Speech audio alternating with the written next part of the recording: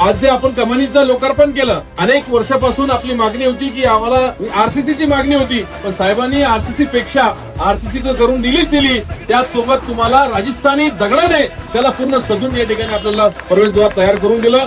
त्याबद्दल मी आमदार अब्दुल सत्तार साहेबांचा आपल्या इंदिरानगरच्या वतीनं, नगर परिषद सिल्लोडच्या वतीनं खूप खूप आभार मानतो, त्यांचा अभिनंदन करतो, धन्यवाद व्यक्त करतो.